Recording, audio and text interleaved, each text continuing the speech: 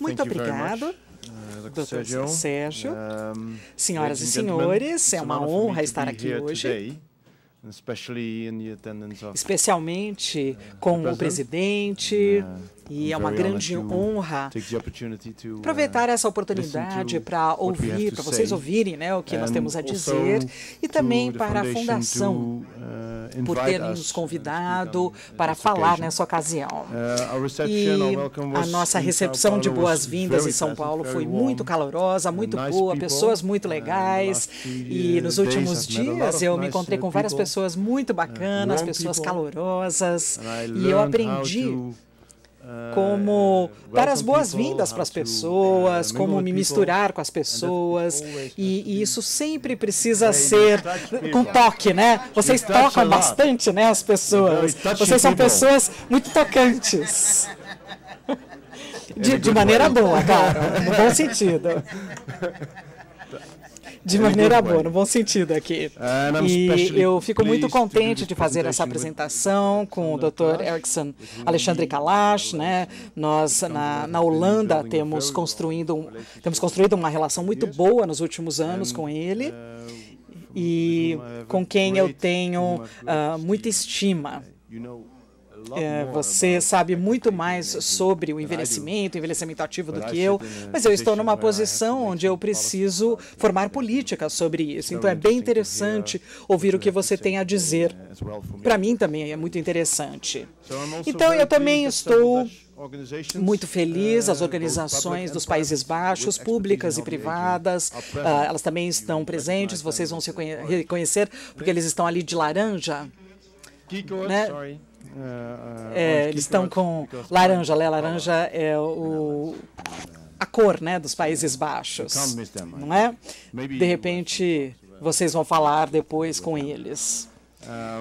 E antes de começar, eu queria convidar vocês para o nosso workshop na Hospitalar, falando sobre essa questão de envelhecimento saudável, e vocês estão convidados. Eu acho que vai ser uma oportunidade bem interessante de ter discussões sobre isso, sobre esse tópico muito importante e interessante. Senhoras e senhores, os tempos mudam, as pessoas mudam, as sociedades mudam, e, para ser mais específico, antes as pessoas pareciam envelhecer mais rapidamente. Hoje em dia, 70 anos de idade já viraram 60, 50 anos de idade viraram 40, então eu tenho 40 anos de idade, viu, gente? E a maior parte de vocês vai viver mais tempo do que os seus pais, e os seus filhos vão viver mais tempo do que vocês. E a expectativa de vida média para os holandeses é 82. 3 milhões de pessoas têm 65 anos ou acima, e em 2040 nós teremos 4,7 milhões de pessoas assim.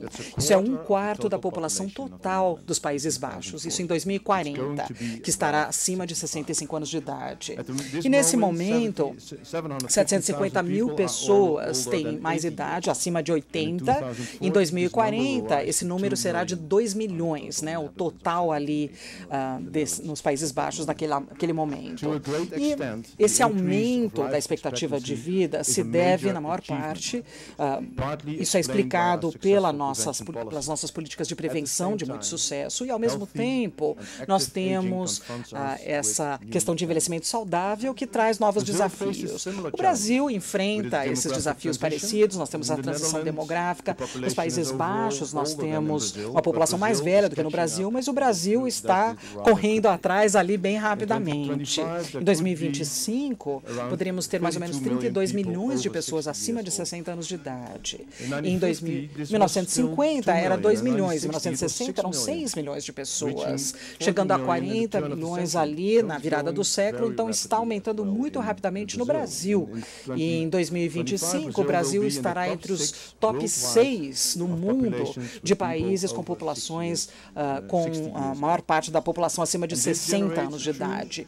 E isso nos traz uma mudança de paradigma nessa parte de previdência. Nós temos também vários desafios da sociedade, e surgem também a questão da dignidade da vida humana. Eu falei sobre idade, eu falei sobre números, e a idade é só um número, as pessoas são diferentes, elas têm necessidades diferentes. Então, como é que nós vamos fazer uma política para atender todos esses idosos, né? Porque pessoas são mais do que números e a idade que elas têm.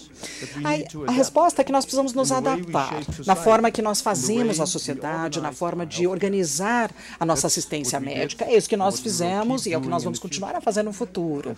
Nós fazemos isso basicamente através de parcerias pública-privadas, né? PPP, né? Está ali no DNA dos Países Baixos. Lá nós temos um bom sistema de saúde que tem três principais questões: qualidade, solidariedade e acessibilidade.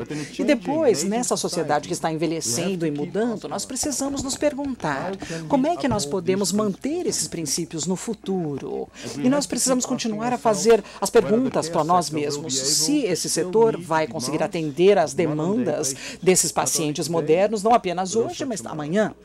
E um dos tópicos que eu gostaria de discutir hoje é como um bom cuidado influencia a qualidade de vida. Todo mundo gosta de estar em controle de sua própria vida.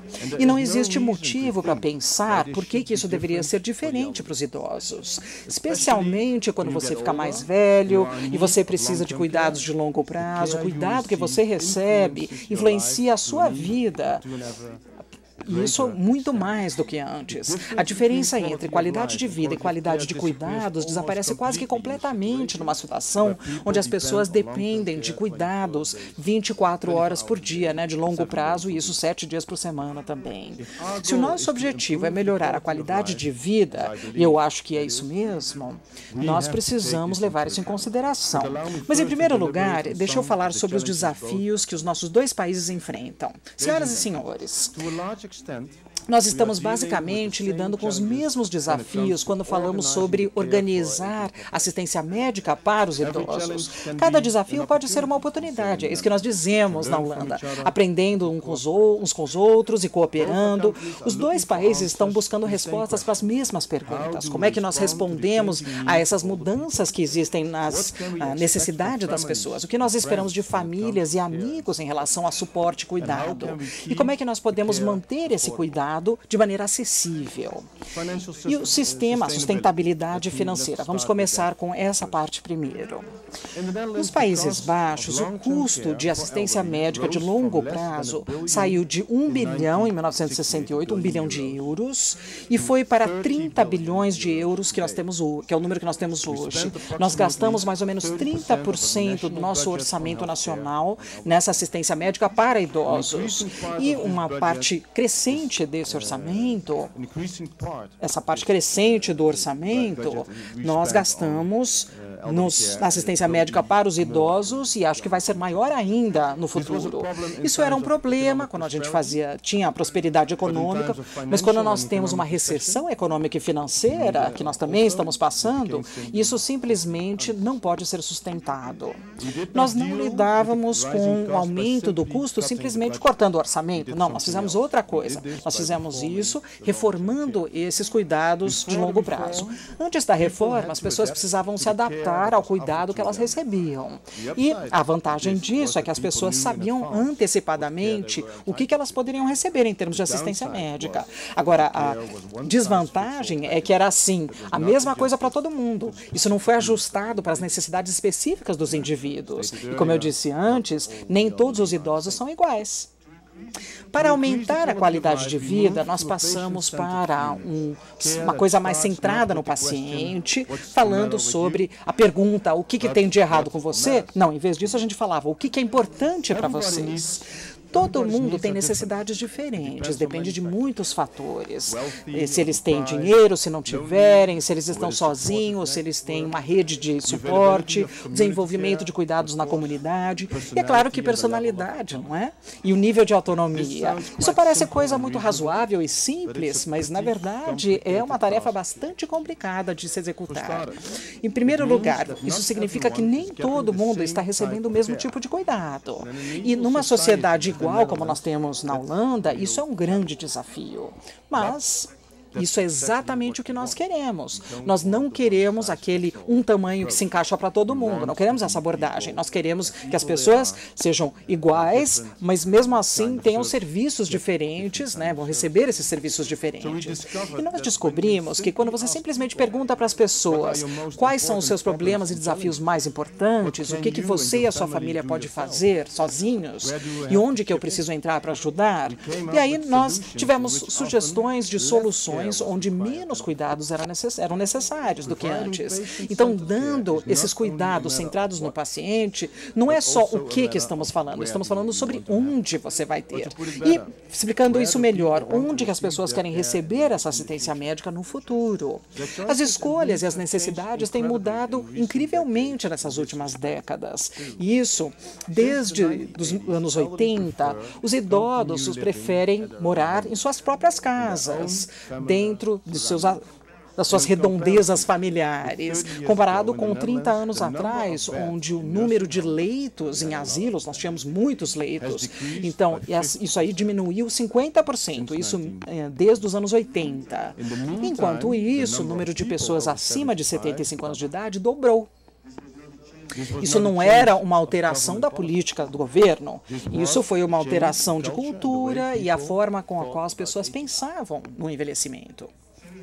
Então, nós precisávamos reorganizar esse cuidado, adaptando em relação à situação residencial da pessoa. Então, significava que precisávamos de flexibilidade. Então, um sistema que é organizado centralmente, você não consegue dar esse tipo de flexibilidade. Um sistema descentralizado seria mais adequado. E por isso, nesse sistema de longo prazo ali, você tem o suporte das pessoas em suas próprias casas. E esses municípios estão mais próximos, por isso que eles estão fazendo isso, né? Então, eles podem determinar que tipo de suporte que a pessoa realmente precisa naquele local.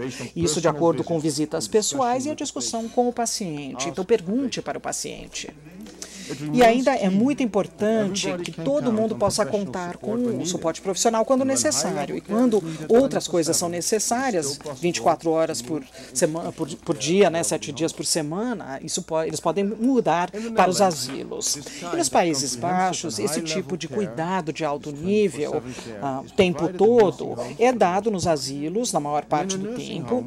E no asilo, nós queremos também mais do que apenas cuidados médicos. Também nesse estágio da vida, as pessoas precisam receber cuidados pessoais. Isso de acordo com as suas necessidades pessoais e desejos pessoais. Isso também acontece no asilo. E eu queria enfatizar isso. Tem a ver com qualidade de vida. Também dentro do asilo, né, nos últimos meses da sua vida. E essas alterações, né, nesse nosso sistema de assistência médica de longo prazo, significa que nós temos uma abordagem mais personalizada. Então, cuidados em casa, né, ou próximos de casa, quando possível, e um pouquinho mais longe quando necessário. E isso customizado o máximo possível, de acordo com os desejos e necessidades da pessoa, e dessa forma melhorando a qualidade de vida. Não importa como os profissionais são, se eles são muito bons, eles nunca podem substituir famílias e amigos. E, na minha opinião, os cuidadores nunca devem ser subestimados. Vamos agradecer, né, a todos as esposas e esposos e filhos que cuidam de seus entes queridos. Cuidar de alguém não significa que você tem cuidado da sua família ou você recebe cuidados de um enfermeiro. Não, nós queremos ter um círculo de suporte ao redor das pessoas, às vezes profissional, às vezes com familiares e amigos. E é claro que nesses cuidados informais, isso sempre deve complementar a parte profissional e nunca substituir, né? Às vezes, você realmente precisa de cuidados profissionais, você não pode pedir isso da família. E, ao mesmo tempo, eu sei que o cuidado informal também pode pesar bastante nos familiares e nos entes queridos. Por isso que o governo holandês está trabalhando bastante para tirar os obstáculos e dar aos cuidadores informais o suporte que eles precisam. Por exemplo, nos Países Baixos, nós temos regulamentação de pessoas que trabalham e também cuidam de idosos. Então, eles podem ter licenças médicas. Voluntários também podem assumir temporariamente quando esses cuidadores precisam de um intervalo. E uma outra coisa que nós também não devemos subestimar é a tecnologia. graças a censos, né, os smart patches, os smartphones, os tablets, as pessoas podem receber cuidados onde eles quiserem e quando eles quiserem. Eles podem monitorar sua própria saúde, se necessário, falar com uma pessoa ali na tela. E no caso de braceletes com GPS ali, esse sistema de posicionamento, isso também pode ajudar a evitar que os pacientes com demência se percam ali na vizinhança. No final de janeiro do ano passado, desse ano, na verdade, o meu ministério organizou um final de semana ali de e-health e de saúde, envolvendo todos os tipos de organizações públicas e privadas. Fizemos isso da forma holandesa, né? Inclusive organizações para idosos e até os idosos mesmo participando de backgrounds diferentes financeiros. Eles fizeram workshops no país todo, falando sobre a utilização dessas soluções de e-health, aumentando a qualidade das vidas independentes dos nossos idosos. Um exemplo da Holanda, não é? Então, um idoso com uma doença crônica, condições crônicas, por exemplo, o COPD, ele está muito bem melhor, né? Até quando ele começou a usar um iPad, que está sendo a monitoração dele. Então, ele não pode mais ir a um hospital e menos infecções também que ele pega, né, porque não precisa ir ao hospital. E os hospitais realmente estão deixando você doente, né, se você ficar muito tempo. Então, é muito não saudável os hospitais. Em outras palavras, ele está controlando, né, a sua doença simplesmente utilizando um tablet e ele tem certeza que o enfermeiro estará lá se necessário. E, ao mesmo tempo, esse e-health economiza tempo. Então, os cuidadores, eles podem passar mais tempo com os seus familiares, com os seus pacientes, desculpa. Talvez com os seus pais também, né, com os seus parentes também, mas... E é essencial para identificar o tipo de cuidado e o tipo de apoio que a pessoa precisa para ter uma boa qualidade de vida. Então, a tecnologia pode ser um ótimo amigo ao tentar melhorar a qualidade de vida das pessoas em todos os estágios da vida. A tecnologia não é uma coisa fria. Na verdade, a tecnologia é muito quente, né, ajudando as pessoas nesses estágios aí em que as pessoas estão ficando mais velhas. É claro que o maior desafio é como você pode dar uma assistência médica boa para pessoas com demência. Nos Países Baixos, mais de 70% dos pacientes com demência moram em casa.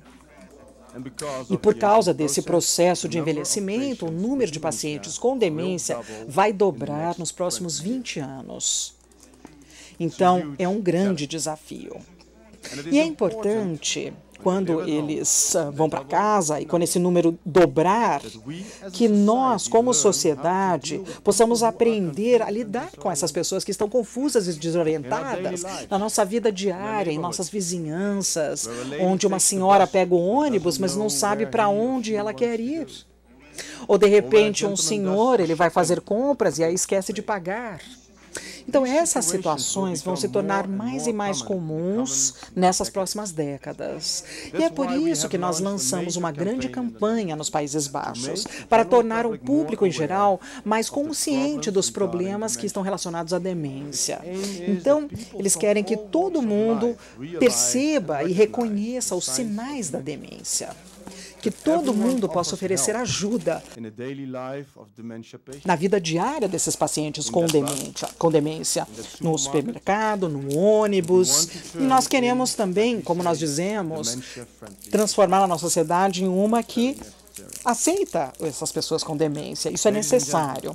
Senhoras e senhores, como eu disse antes, nós enfrentamos a mesma alteração demográfica e da sociedade como muitos outros países. Nós precisamos alterar a sociedade e o cuidado de acordo com os desejos dos idosos. Eu falei sobre como nós fazemos isso nos Países Baixos. Eu sinceramente espero que a nossa visita ajude a facilitar o diálogo sobre como falar ou como ver esses desafios juntos, porque nós não sabemos tudo. Nós precisamos precisamos da ajuda de todos os países que estão nessa mesma fase de desenvolvimento. Eu também espero que possamos aprender de vocês, como vocês estão lidando com esses cuidados com os idosos, porque vocês têm uma cultura completamente diferente, um background completamente diferente, com família ao redor de vocês, é completamente diferente. Eu acho. Nós cometemos erros ali no passado, criando ali muitos asilos que estavam vazios, né, nos últimos 10 anos, né, estavam vazios, e agora nós precisamos demolir e mudar o nosso sistema para um sistema onde as pessoas são cuidadas em casa. E isso é uma grande alteração, e essa mudança em si é difícil. Muitos países vão passar por grandes transformações como nós, como vocês, e é bom saber que não estamos sozinhos. E eu estou convencido que, compartilhando nosso conhecimento, os nossos esforços, nós vamos conseguir melhorar os nossos sistemas de cuidados com os idosos e, dando um melhor cuidado, vamos melhorar a qualidade de vida dos nossos cidadãos sêniores. E acho que isso que é importante. Muito obrigada.